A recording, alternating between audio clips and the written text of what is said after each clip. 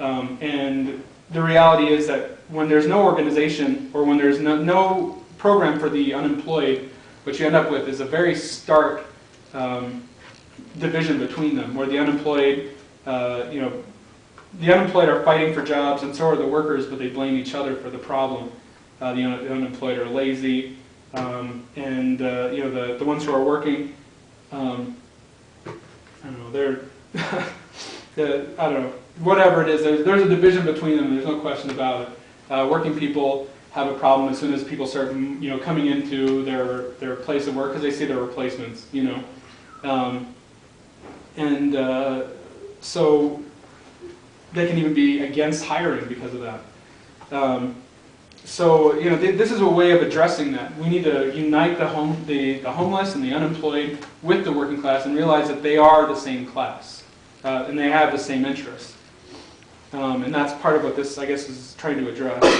Free quality health care for all, eliminate the need for private health insurance and HMOs, for a socialized national health care system, free science from the narrow limits of the profit system, full access for all to the latest medical technology, treatments and discoveries, massively fund research and treatment for AIDS, cancer and other curable and preventable diseases, nationalize the pharmaceutical and medical giants that squeeze their profits out of the health of working people. Free quality education for all, fully fund and expand our public schools, colleges and universities, repeal No Child Left Behind, and end means testing, no to vouchers and privatization, and corporate encroachment into the classroom, end tuition fees and forgive student loans, for living grants and lifelong learning for all. I guess there's a big debate about Obamacare and about education. Obamacare is basically turning healthcare into car insurance, which maybe it covers more people. I guess there's the aspect that the people who are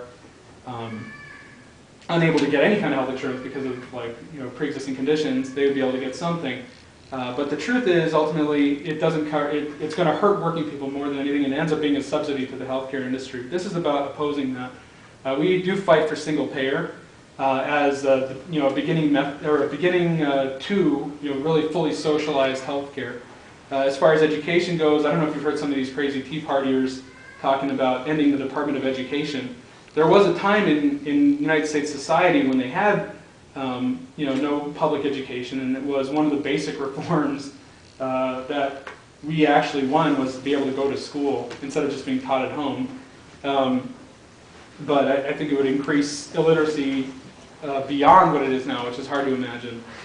For the immediate and unconditional legalization of all undocumented immigrants, full rights and amnesty for immigrant workers and their families, ending all racist immigration and asylum controls, for the right of residency and dual citizenship, for the right to speak one's own language, access to Social Security with equal benefits for all, no to guest worker programs, for family reunification and immediate end to raids and deportations, no to border walls, militarization and repression on the border.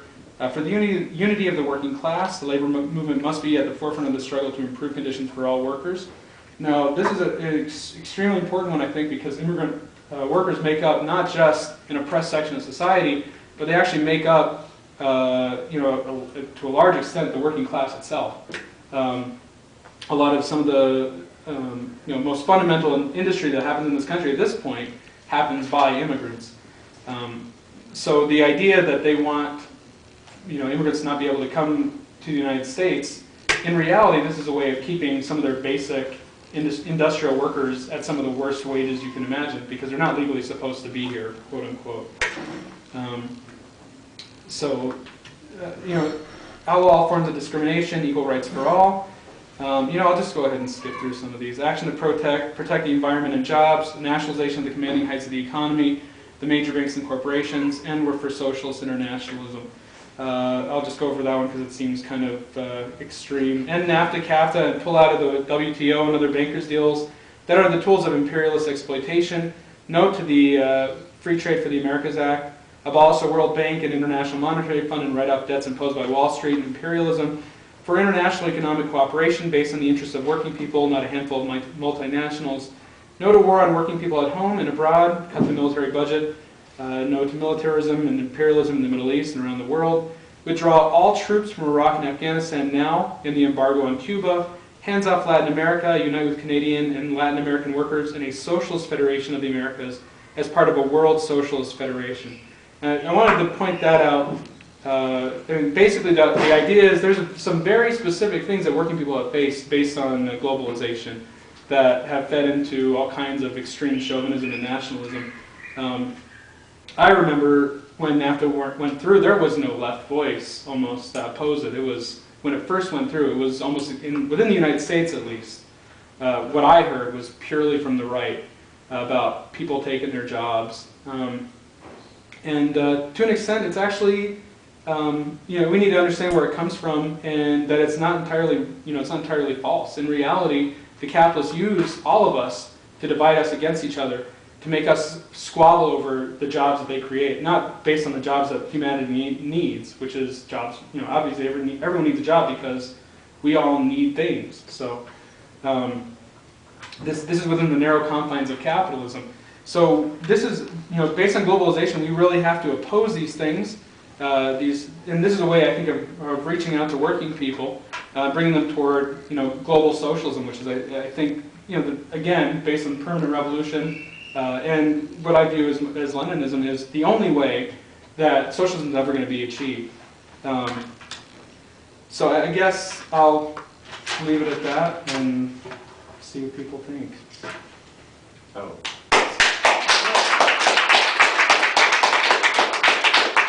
I was hoping to maybe break up into groups this time, since last time we did the firing squad method. So if that would be okay with everyone. Can I ask 3 questions before we break into groups? Sure. Could you just give like 1 or 2 sentence definitions of permanent revolution, entryism, and transitional demands? Okay. Sorry, maybe I was overly wordy and missed the point. Transitional methods. The transitional method is the method of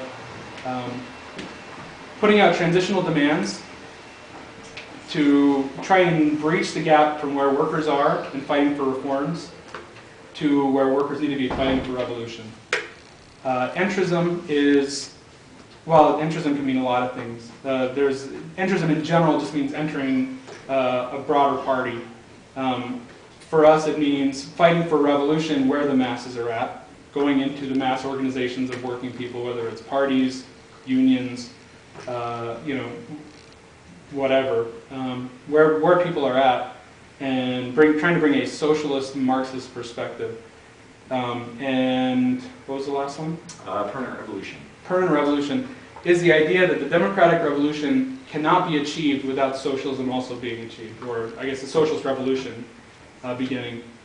So in other words, workers themselves have to lead the democratic revolution, and therefore there is a socialist logic to them.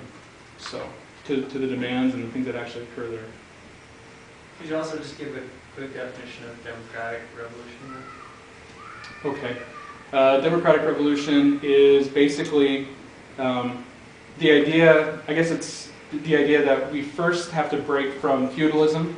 We have to go to a democratic stage, right? The bourgeois democratic stage. And then we go to the socialist stage, which is, workers' power. I guess there's probably a lot. Again, another thing that's very wide definition. That's, historically at least, I believe it's like a socialist understanding of the democratic revolution, basically having the basic capitalist reforms, like, I don't know, ending serfdom, if there's slavery that exists, ending that, ending general oppression, so there can just be the normal functioning of capitalism or, whatever. Kind of the, I guess the difference where, like, you have every country follows with another law that's called the law of combined and uneven development, where every country might have, remnants of different, previous social systems within them. There's never any, like, fully formed anything. Everything's kind of in a process of change, which is that idea of dialectics. There's a constantly a whole bunch of different, factors that come together and change something into something different from what all these component parts make it. So, but I would say in general, the democratic revolution is ending all the old pre-democratic forms of exploitation or forms of existence, I guess. So yeah, is that okay? Was that Is that okay if we do break up into groups? Yeah, we can do that. Lecturer's choice.